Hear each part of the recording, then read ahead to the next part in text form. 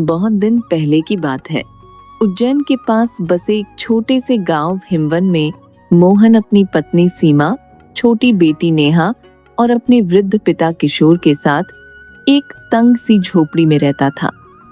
मोहन की मां का स्वर्गवास हो चुका था और किशोर की सेहत भी कुछ ठीक नहीं रहती। मोहन के पास थोड़ी सी खेती की जमीन थी जिस पर वह परिवार का गुजारा चलाता था।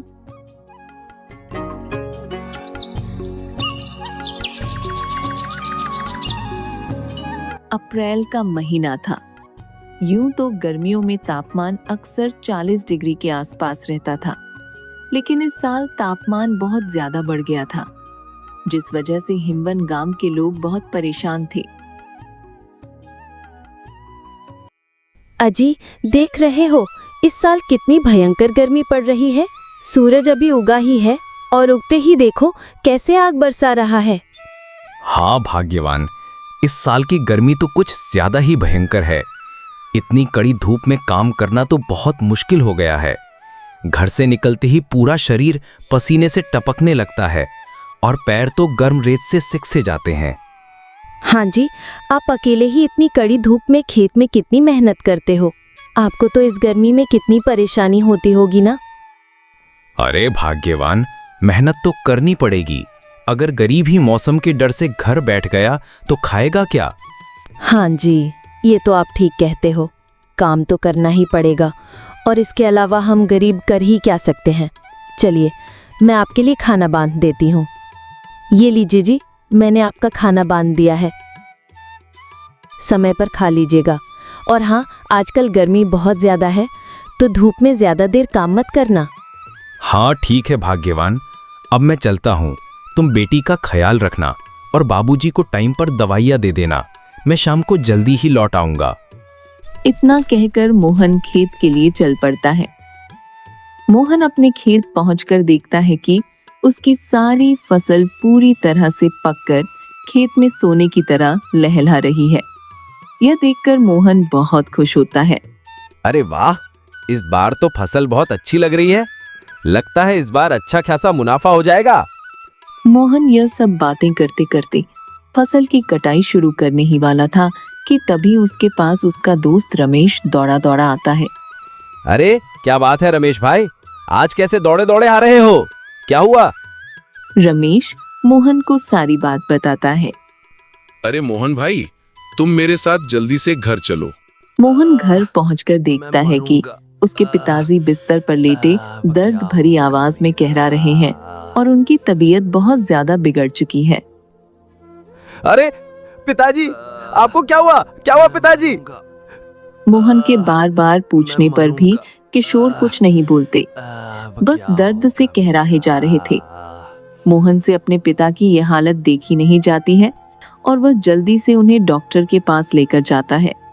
देखिए सर, मैंने आपके पिताजी की अच्छे से जांच की, जिसमें पता चला है कि इनको एक गंभीर बीमारी है जिसका इलाज केवल ऑपरेशन से ही संभव है और इस ऑपरेशन में लगभग 50,000 का खर्चा आएगा।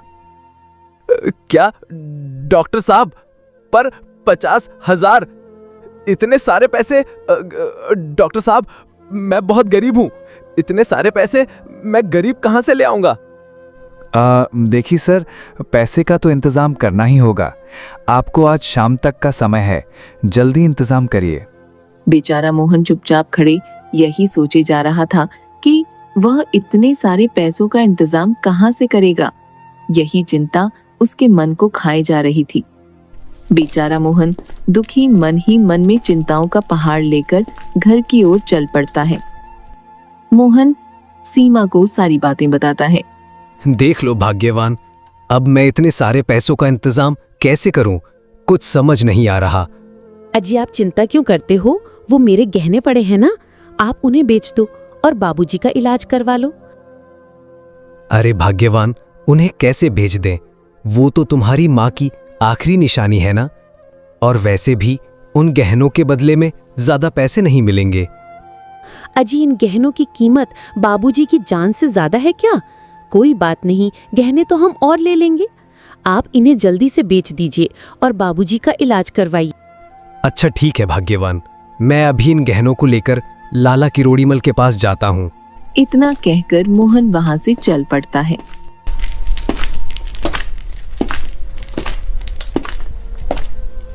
अरे आओ आओ मोहनलाल, आज कैसे भागे भागे आ रहे हो? क्या हुआ?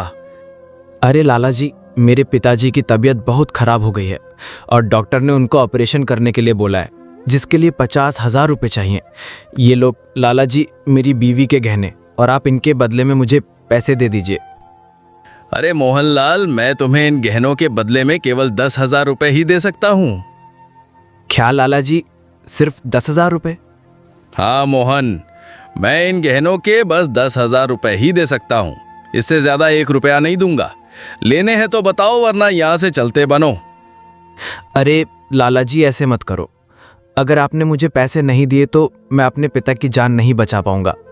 मुझे 50,000 रुपये दे दो लाला जी, आपकी बड़ी मेहरबानी होगी। देख मोहनलाल, मैं तुम्हारे लिए बस इतना कर सकता हूँ। तुम अपना घर और जमीन गिरवी रख दो और उसके बदले में मैं तुम्हें पूरे 50,000 दे दूंगा। और जैसे ही तुम मेरे पैसे चुका दोगे तो मैं तुम्हारा घर जमीन वापस कर दूंगा। अगर तुम चाहते हो तो मैं तुमसे बातचीत करके समझा देता हूँ। मोहन कुछ देर तो चुप रहता है, लेकिन फिर हाँ कर देता है। वह बेचारा कर ही क्या सकता था, तो वह अपने घर जमीन को गिरवी रखकर लाला किरोड़ीमल से 50,000 रुपए ले लेता है। मैं आपको आपके पैसे जल्दी लौटा दूंगा लाला जी। इतना कहकर मोहन सीधा हॉस्पिटल की तरफ दौड़ता है।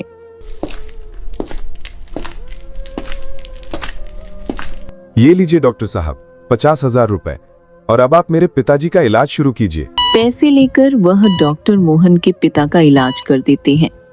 मोहन अपने पिता का सफल ऑपरेशन करवाने के बाद उन्हें डॉक्टर की सलाह और देखभाल के साथ घर ले आता है। अजी आ गए आप? बाबूजी की तबीयत कैसी है?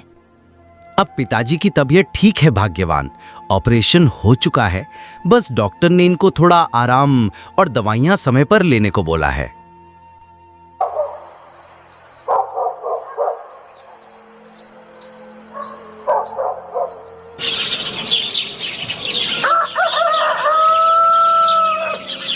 मजबूरी में बेचारे मोहन को ना चाहते हुए भी अपना घर और खेत गिरवी रखने पड़े, और अब इस भयंकर गर्मी में उसकी जिंदगी की सबसे कठिन परीक्षा शुरू हो चुकी थी। अजी देख रहे हो, घर में खाने को एक दाना भी नहीं बचा है और बाबूजी की दवाइयाँ भी खत्म होने ही वाली हैं। हाँ भाग्यवान, सब पता है। मैं आज ही कोई काम की तलाश में जा रहा हूँ। तुम बाबूजी को समय पर दवाइयाँ दे देना, और आज गर्मी बहुत ज्यादा है तो बिटिया को बाहर मत जाने देना।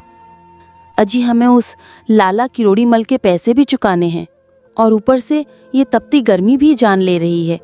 आप अकेले इतने पैसे कहाँ से जुटा पाएंगे? सोच रही हूँ क्यों ना मैं भी यहीं आसपास कोई छोटा मोटा काम देख लूँ।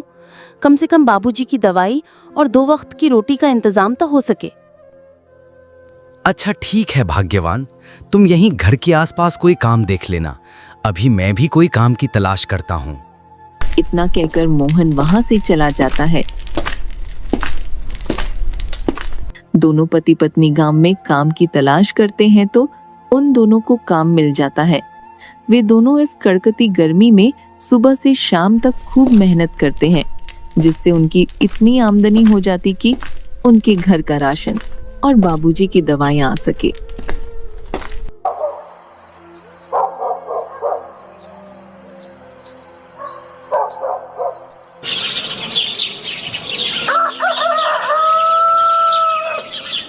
सुबह होते ही मोहन काम पर चला जाता है। माँ, ओ माँ, देखो ना आज कितनी गर्मी है। पिताजी को बोलो ना घर में कूलर ले आए। बेटा, अभी हम लोगों के पास कूलर खरीदने के लिए पैसे नहीं है।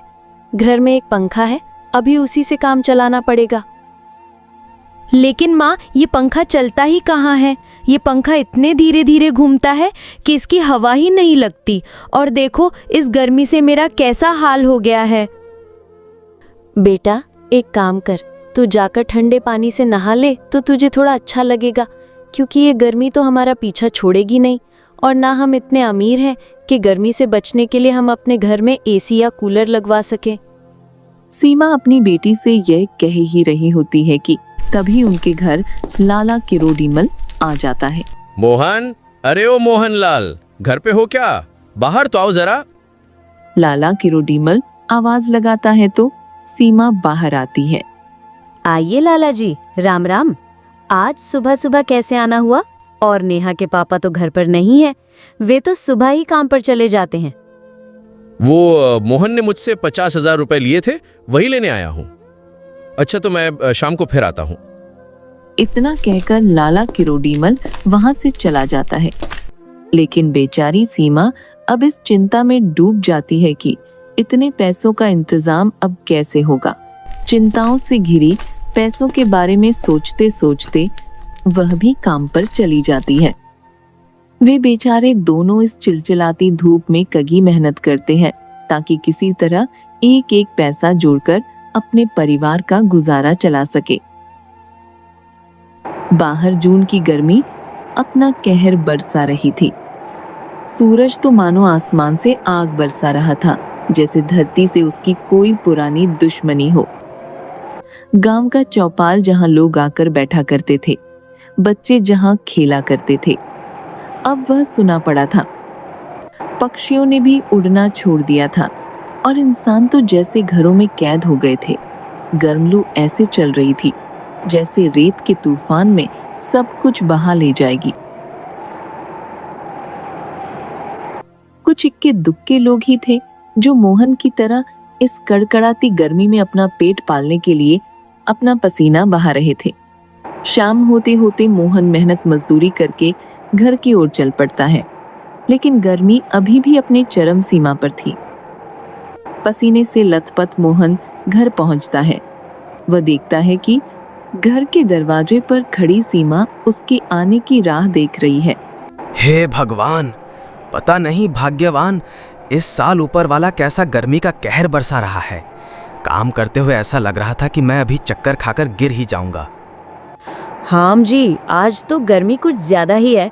लगता है कि सूरज आज हमारे शरीर का पूरा खून चूस कर ही मानेगा। हाँ भाग्यवान, जल्दी से कुछ ठंडा लाओ पीने को, वरना लग रहा है ये बेरहम गर्मी तो जान ही ले लेगी। वे दोनों आपस में बातें कर ही रहे होते हैं कि लाला किरोड़ीमल उनके घर फिर से आ धमकता है। अरे क्या बात है मोहन, तू वो पैसे कब देगा? वो रकम दिन ब दिन बढ़ी जा रही है। ब्याज करके अब तुम्हारी और 65,000 रुपए हो गए हैं। 2 महीने होने को आए हैं और तुमने अभी तक एक फूटी कौड़ी तक नहीं चुकाई। क्या बात है लाला जी, इतने सारे पैसे कर दिए ब्याज के, लेकिन अभी तो हमारी इतनी आमदनी नहीं हुई कि हम आपके इतने सारे पैसे एक साथ चुका सकें। देख मोहनलाल, मैं आमदनी कुछ नहीं जानता, मुझे मेरे पैसे चाहिए। लाला जी, आप मुझे बस थोड़ी सी ही मोहलत और दीजिए, मैं जल्दी ही आपके सारे पैसे लौटा दूंगा। देख मोहनलाल, मैं ज़्यादा घुमा फिरा कर बातें नहीं करता। तुझे बस 3 दिन का समय है। मुझे मेरे जल्द से जल्द पैसे चाहिए, वरना तुझे तेरे पूरे परिवार के साथ इस घर से बाहर फेंकवा दूंगा। इतना कहकर लाला किरोड़ीमल बिना मोहन की एक बात सुने वहां से चल पड़ता है। अरे भाग्यवान, अब इतने पैसों का इंतजाम हम अचानक से कैसे करें? कुछ समझ नहीं आ रहा। हाँ जी, लेकिन इंतजाम तो करना ही होगा, वरना ये लाला हमें घर से बाहर फेंकवा देगा। आप एक काम कीजिए ना, अपने दोस्त राजेश या आपके सेठ से पैसे मांगकर देख लो, क्या पता वे मदद कर दे।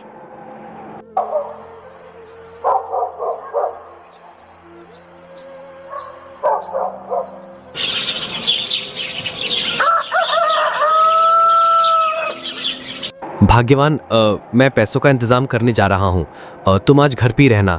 देखो अभी सूरज ठीक से निकला ही नहीं और गर्मी ने अपना कहर बरसाना शुरू कर दिया। तुम बेटी और बाबूजी का ध्यान रखना। इतना कहकर मोहन सुबह सुबह पैसों का इंतजाम करने के लिए घर से निकल पड़ता है।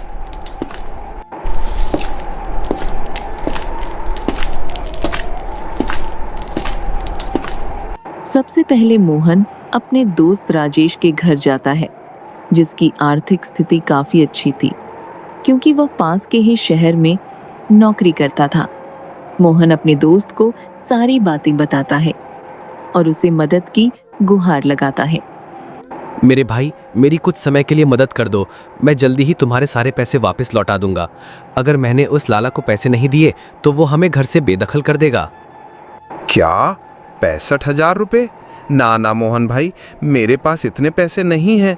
देखो कितनी गर्मी पड़ रही है और मेरी बेटी एसी लेने की जिद कर रही है। माफ करना मोहन भाई, मैं तुम्हारी कोई मदद नहीं कर सकता।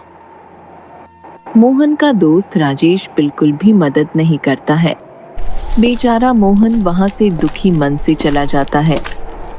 वह अपने दोस्त रिश्तेदार सबसे मदद मांगता है, लेकिन कोई भी उसकी मदद करने को तैयार नहीं था।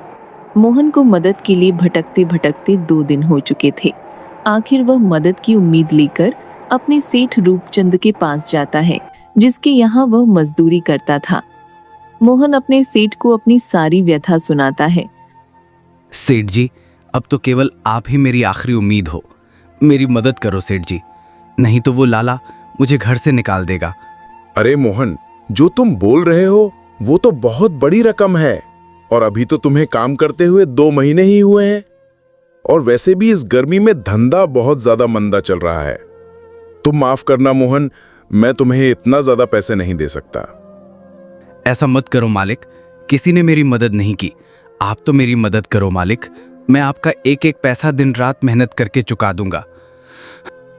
मोहन, ऐसे मैं सबको पैसे देता रहा तो मेरा एक दिन दिवालिया ही निकल जाएगा। माफ करो भाई, मैं तुम्हें इतना सारा पैसा नहीं दे सकता। नहीं भाई, नहीं। मोहन की आखिरी उम्मीद उसका सेठ रूपचंद भी उसकी कोई मदद नहीं करता है। बेचारा मोहन खाली हाथ वहां से निराशा भरी नजरों से चला जाता है। वह बेचारा मन ही मन अपनी किस्मत और आजकल के लोगों के इस बुरे व्यवहार के बारे में सोचे जा रहा था। हे भगवान, कैसा समय आ गया है, कोई भी मदद करने को तैयार ही नहीं है। कुछ समझ नहीं आ रहा, कल तक मैं अपने घर को बचा पाऊंगा भी या नहीं।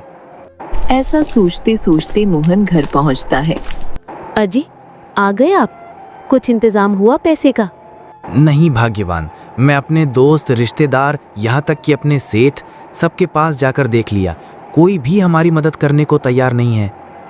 अरे फिर क्या होगा जी, वो लाला किरोड़ी मल कल पता नहीं क्या करेगा। हाँ भाग्यवान, यही तो चिंता खाए जा रही है। अब तो बस ऊपर वाला ही जाने क्या होगा।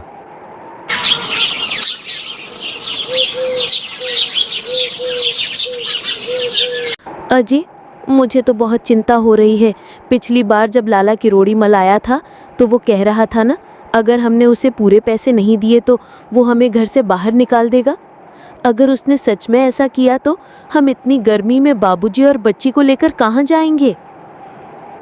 सुबह के ठीक से 10 भी नहीं बजे थे कि लाला किरोड़ीमल मोहन के घर पर आ जाता है। मोहन, अरे ओ मोहनलाल, बाहर आ तो जरा। जी आ गया सुबह सुबह। मोहन और सीमा बाहर आकर देखते हैं कि लाला किरोड़ीमल अपने मूंछों पर ताव दिए उनके घर के बाहर खड़ा है। ला भाई मोहनलाल, मेरे 65,000 रुपए दे। तुझे दिया हुआ 3 दिन का समय पूरा हो चुका है।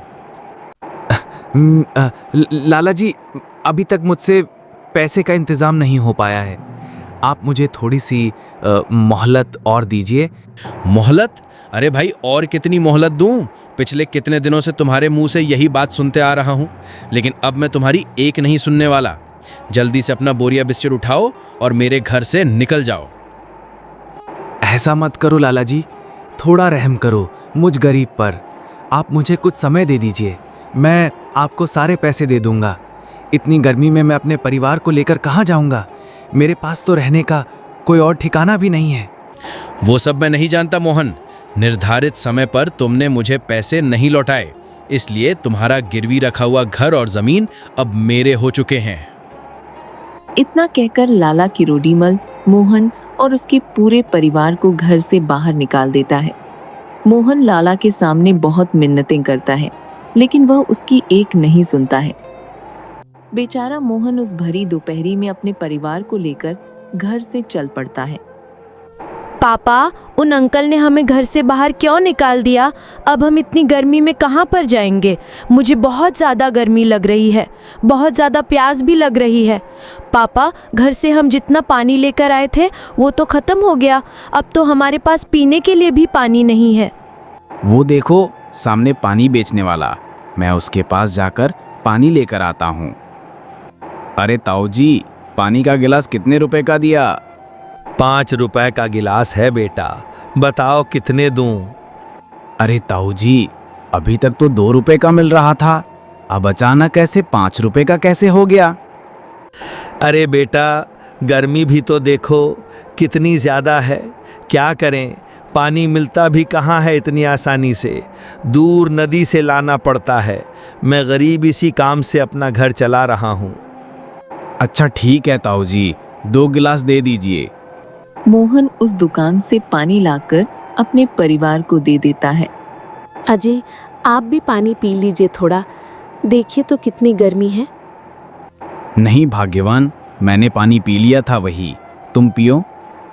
सीमा जानती थी कि मोहन पैसों की वजह से पानी नहीं पी रहा है, क्योंकि जब वह पानी लेने गया था तो वह उसे ही देख रही थी। सीमा थोड़ा पानी बचाकर मोहन को देती है। सब थोड़ा थोड़ा पानी आपस में बांटकर पीते हैं।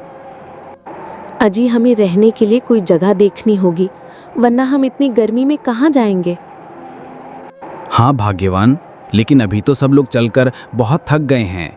एक काम करते हैं, किसी पेड़ की छांव में बैठकर थोड़ी देर आराम करते हैं। जब धूप थोड़ी कम हो जाएगी तब रहने का कोई ठिकाना देखेंगे। वे सभी एक पेड़ की छाया के नीचे बैठ जाते हैं, लेकिन सुबह से भूखे पेट होने से उन सभी को बहुत भूख लगी थी। माँ, मुझे बहुत भूख लग रही है, क्या हमारे पास खाने के लिए कुछ भी नहीं है? हाँ बेटा, खाने के लिए थोड़ी बहुत रात वाली रोटी और अचार था, हमने पहले उसे खाया। नहीं, अब तो बेटा वो सब इतनी गर्मी की वजह से पूरी तरह से सड़ चुके हैं। लेकिन माँ, मुझे बहुत जोर से भूख लगी है, मुझे खाना चाहिए। हे भगवान, ये कैसी परीक्षा ले रहे हो? अब क्या करूँ मैं? एक तो बेघर, ऊपर से ये गर्मी और फिर खाने की मार। अरे भाग्यवान, तुम फिक्र मत करो, ऊपर वाले के घर देर है अंधेर नहीं, वो सब ठीक कर देगा। मुझे भी बहुत भूख लग रही है, एक काम करता हूँ, यहाँ आसपास कुछ खाने को देखता हूँ, अगर मिल गया तो लेकर आता हूँ। इतना कहकर मोहन वहां से खाने की तलाश में चला जाता है। मोहन आसपास खाना ढूंढने के लिए जाता है तो उसे आसपास कुछ भी नहीं मिलता। जब वह वापस लौट रहा था तभी उसके सामने एक साधु महाराज आ जाते हैं। अरे बेटा, तुम मुझे बड़ा परेशान लग रहे हो, कोई बात है तो मुझे बता सकते हो। मोहन इतना ज्यादा परेशान था कि वह उन साधु महाराज को सब कुछ बता देता है। इतना परेशान मत हो बेटा, तुम अपने परिवार को लेकर मेरे साथ चलो, मैं तुम्हें मंदिर में ले चलता हूँ, वहाँ तुम आराम से खाना खा सकते हो। मोहन अपने परिवार को लेकर साधु महाराज के साथ मंदिर जाता है, जहाँ पर वह पेट भरकर मंदिर का भंडारा खाते हैं। ये तो अच्छा हुआ कि मुझे वो साधु महाराज मिल गए, वरना पता नहीं मैं आप लोगों को कैसे खाना खिला पाता। भगवान हम जैसे गरीब बेसहारा लोगों की तकलीफ समझता है। जी जरूर, उन्होंने ही उन साधु महाराज को हमारे पास भेजा होगा। लेकिन सीमा, हम रहेंगे कहाँ? बाबूजी और बच्ची को लेकर इस गर्मी में कहाँ जाएंगे? ये तो मैं भी नहीं जानती हूँ, लेकिन इतना ज़रूर जानती हूँ कि भगवान सब ठीक करेंगे। हाँ बेटा, सीमा बिटिया बिल्कुल ठीक कह रही है, तुम बस ऊपर वाले पे भरोसा रखो, वो सब ठीक कर देंगे। भंडारा खाकर मोहन और उसका परिवार वहां से निकल जाते हैं। वे रहने के लिए काफी जगह तलाश करते हैं, लेकिन उन्हें कोई जगह नहीं मिलती। आखिरकार वे थक हार कर उसी बड़े से पेड़ के नीचे ही बैठ जाते हैं।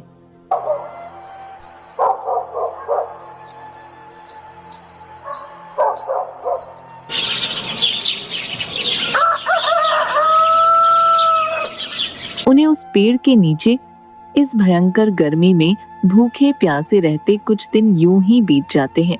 अब उनकी हालत बहुत खराब हो चुकी थी। अजी, देख रहे हो, गर्मी और भूख प्यास से बाबूजी और बेटी कैसे हो गए हैं।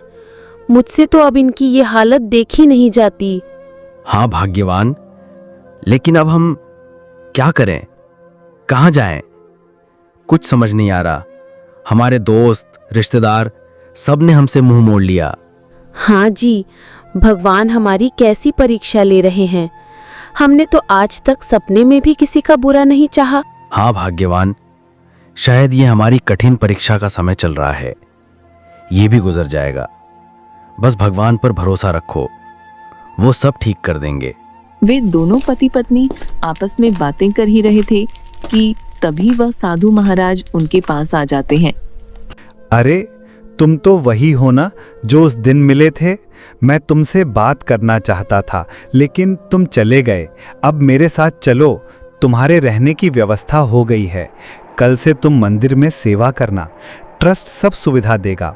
बस सच्चे दिल से भगवान की सेवा करना। साधु महाराज उसे अपने साथ ले जाते हैं और एक अच्छे से घर के सामने जाकर रुक जाते हैं।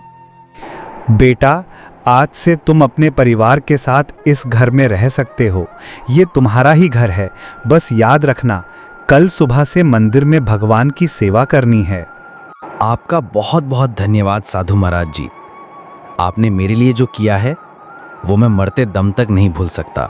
मोहन साधु महाराज को धन्यवाद कर ही रहा होता है कि पलक झपकते ही वे गायब हो जाते हैं और वहां भगवान शिव की एक मूर्ति प्रकट हो जाती है। यह देखकर वे लोग सब कुछ समझ जाते हैं। शिव जी ने उनके लिए यह सब किया। यह जानकर उनकी आंखों में आंसू आ जाते हैं। उस दिन से मोहन रोज मंदिर जाकर भगवान की सेवा करने लगा। भगवान ने जो घर दिया उसमें उसे कभी किसी चीज की कमी नहीं होती। अब उसके परिवार के सारे दुख खत्म हो चुके थे। वह भगवान की सेवा करता और खुशी खुशी अपना जीवन व्यतीत करने लगता है।